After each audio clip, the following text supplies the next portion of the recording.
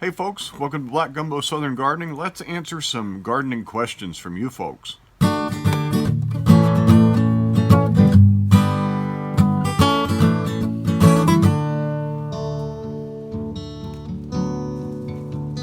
So the garden is growing really well. It's December the 1st. Wow, the year's almost over.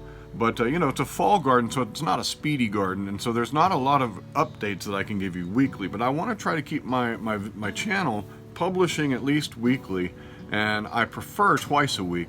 So I thought, well, what can I do to publish weekly and publish twice a week and continue to interact with all you guys? What can I do that's actually useful and helpful and not just fluff? Well, I thought, well, I could do questions and answer them. And I can ask you to ask me questions, and if I can answer them, I will, because there's a lot of questions. Down in the comment section of almost every video I publish, I get some really good questions.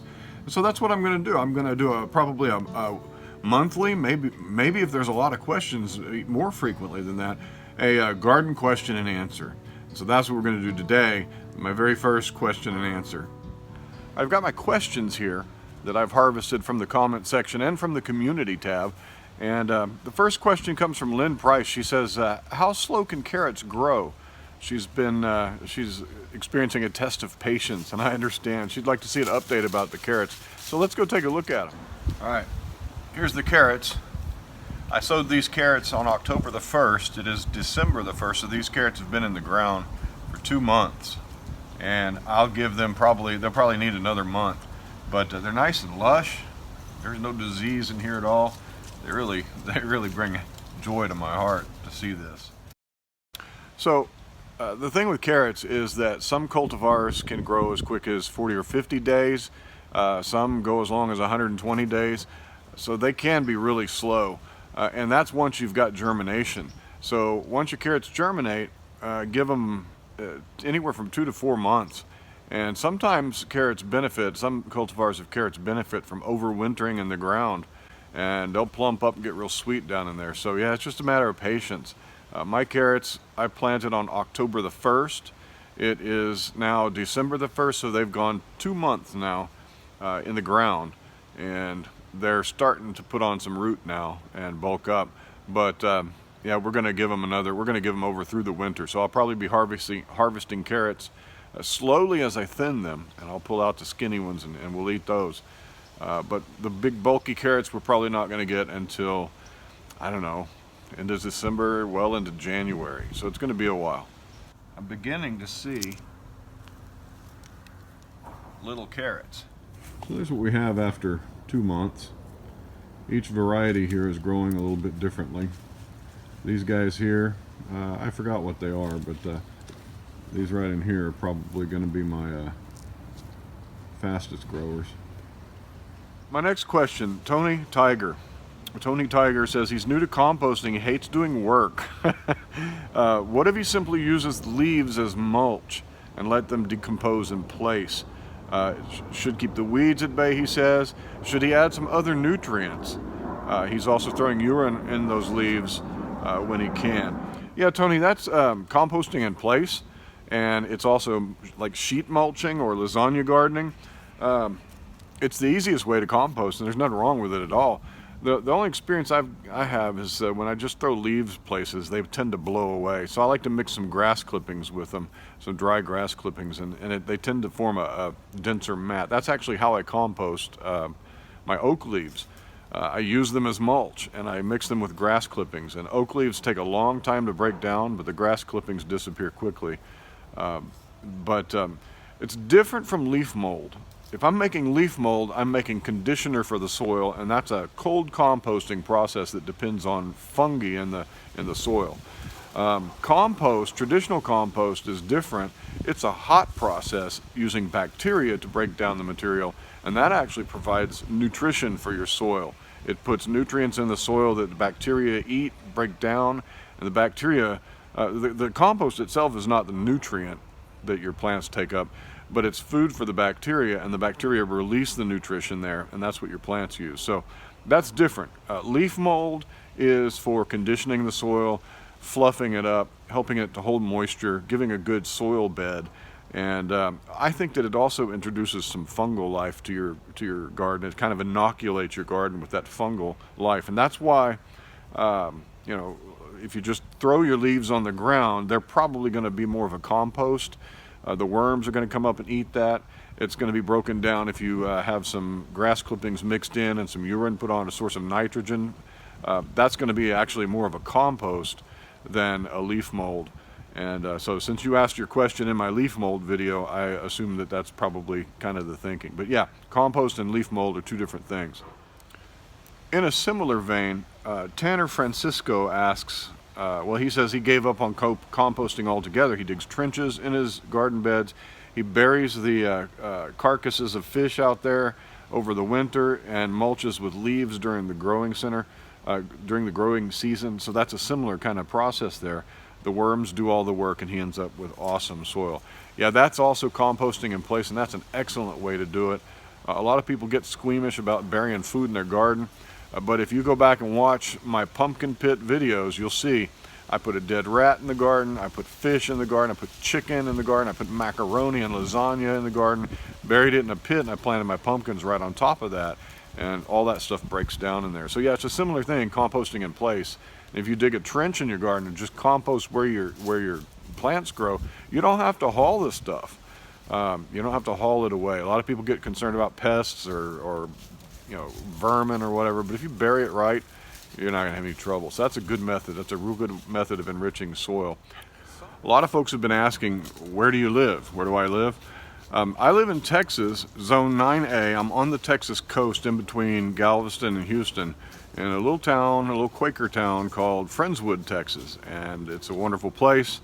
It's nice and quiet. I live in suburbia, and I have a 1/4 of an acre with a house on it that takes up most of my lot. And so I don't have a lot of room for gardening, but I've got gardening year round here. And so, yeah, I live in Texas. It gets nice and hot in the summer. The heat gets overwhelming, but the winters are pretty mild. We get some pretty hard freezes occasionally, and it'll snow every now and then. But for the most part, yeah, this is perfect gardening weather. I love living here. It's not the prettiest place in the world. It's flat, there are no mountains around, but it's really lush and green, and so I really enjoy living in the subtropics and gardening here. So Friendswood, that's where I live. Come visit us sometime in Friendswood. There's not much to do, but hey, we got a good coffee shop. So Heather Rice, you'll have to correct me on that, Heather, asks, would you do a video going a little more in depth on companion planting and the whole spacing plants apart method? Or do you maybe have a suggestion on books or a book I should read that helps you better understand it? She's looking into companion planting because she has some bug problems and doesn't know what to start with. Actually, Heather, I do companion plant a little bit, kind of, but not really strictly. Companion planting to me is one of those subjects where if you put a bunch of gardeners in a room and you've got a dozen gardeners, you're going to have a dozen different companion planting lists. Every time I go and look at a companion planting list, it says put your marigolds with your tomatoes, but don't put them with, you know, this other crop or whatever. And then you look at another list and you get the exact opposite. And so I don't really follow a list or a plan or some kind of somebody's companion planting guide. There are benefits in planting certain plants with your crops. For example, marigolds are the classic example because marigolds put out this very potent resinous kind of smell that drives away nematodes, and so that's helpful to plant with your plants that are susceptible of getting nematodes. But I do like to practice intercropping, which is similar to companion planting. So if you're companion planting, you're selecting a plant that actually has a symbiotic relationship with another plant. And those two plants get along well, they help each other. One plant gives to the other plant something it needs, or one plant helps to drive off pests while the other provides it shade or something. So really no, I don't have any advice about that, but I do intercrop, and I intercrop for similar reasons. So I'll plant a block, like right here is my radishes, my beets, and my carrots, and they're all planted in a big block. And that's not intercropping, but what will happen is as these come up and mature at different times of the season, I'll pull something out and clear up a spot, and I'll stick something else in there. And I'll drop in another plant. And in my spring garden, I've actually planned out to spread some things around and to grow things in together that are not really in blocks. So for example, I'll have tomatoes in all of my beds, I'll have squash in all of my beds, and among all those plants I'm going to plant other things like flowers that attract pollinators and herbs that might have a beneficial effect. And I'll look online and I'll research my crop and see if there's a good companion plant, but I'm not going to stick to it like it's the gospel. So, you know, if you're going to plant tomatoes, then yeah, find out what grows well as a companion to tomatoes, and take the one that comes up, take the answer that comes up the most common on all the lists, and maybe use that one if you want. But as far as actually, you know, sticking to a religious schedule or list of companion plants, I don't have any advice on that, because all I do is look up my crop and see if there's anything that I might conveniently be able to plug in. But intercropping is also helpful because it gives diversity to your soil. It confuses pests a bit, and it lets you use your garden all year round. So when I pull these radishes up, I have snow peas already planted down in there. They're already coming up. I'm looking at one right now. And when I pull these radishes out, those will have more light and they'll begin to take off a little more. Right now they're struggling a bit. But my radishes are about to come out over the next couple of weeks. They'll be harvested, and my snow peas are down there ready to go. When I clear up a spot, I've put some kale in over there. I've put in some lettuce, and I'm just plugging things in. And the diversity helps confuse pests, and that's why I do it. Planting wide spaced plants. I did plant my cabbage a little wide in this hoop bed right here. And I do have a book. Steve Solomon wrote this book, Gardening When It Counts. This is an excellent book. This is probably one of the best books that you can get as a gardener if you really want to know how to garden, because he goes into a lot of in-depth information on making plants grow in poor soil or in difficult weather or without irrigation. And planting your plants in wide spacing is one of those things that really it has an advantage in that your plant doesn't have to compete as much with its neighbors. I mean, it's just plain and simple. It allows the plant to spread out its roots much further, especially those microscopic roots you don't really see. You get a much better, healthier, stronger, larger plant when you space them out a bit more than what the seed packet says. So Solomon's book is a good resource. It doesn't specifically answer your question about spacing. I think he actually does talk about spacing, but what you can learn from it is why a larger, wider spacing is often helpful for your plants. Because for various crops in there and various types of plants, he gives you their root profile and shows you what the root system looks like down in there, which is incredibly helpful if you need to know how your plant's going to grow and what you need to provide it with in terms of moisture and nutrients. So as those roots spread out, those cabbages don't go down super deep. Cauliflower is especially weak, he says. So I wanted my cauliflower, my cabbages to be spread out enough where those roots could go out and forage. They could go out and get the moisture they need without another plant right next to them sucking up all that moisture. And so spacing, wider spacing is always going to give you a better plant. The question is, well, how much room do you have to spread out? There is the method that a lot of people do, intensive gardening, and they really space things close together. There's the square foot gardening method where they pack things in there, and you're relying on a whole lot more work, a whole lot more attention to the garden, and a whole lot more watering and regular watering, and amending the soil with moisture holding properties and really high density kinds of nutrition and compost. And so when you space your plants out, you don't have to do that as much. You can actually plant into pretty poor soil and get some better results. These cabbages are obviously in pots, and those are closely spaced. Those are closely spaced. That's just a 5-gallon bucket, and that's a tiny little pot.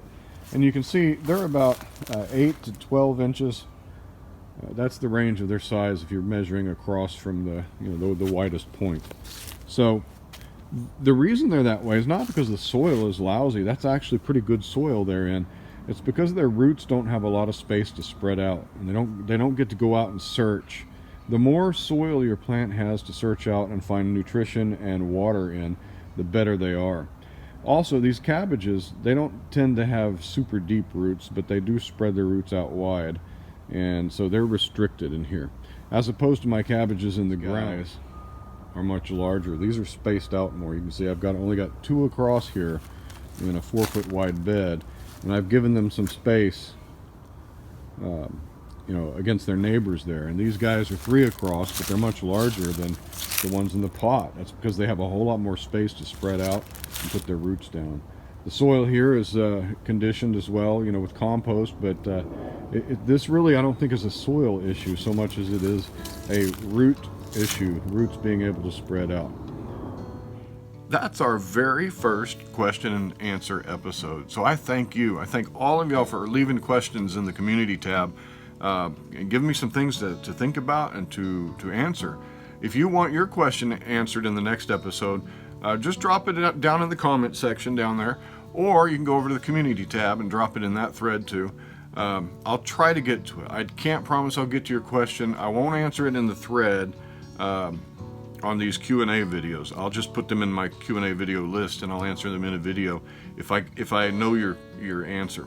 So yeah, like us on Facebook, follow us on Instagram, please subscribe to our channel, and if you haven't really done so already, it encourages us so much. Hit the bell on next to the subscription button if you want to be notified whenever we post a new video. That's usually once a week, sometimes twice. In the springtime it'll be 2 or 3 times a week. And I wish you very happy gardening, and we'll talk to you next time. Bye-bye.